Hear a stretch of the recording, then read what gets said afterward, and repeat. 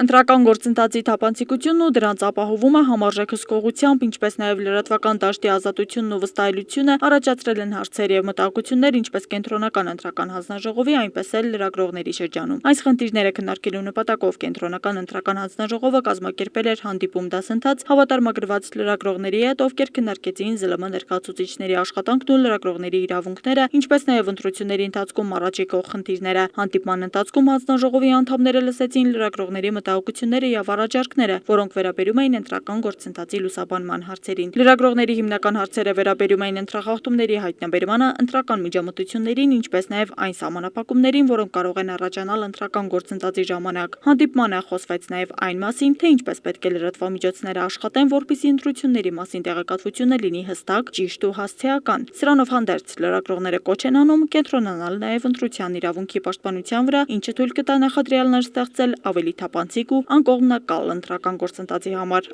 Աստղիկ Խաչատրյան, Խանով Անիսյան, այսօր։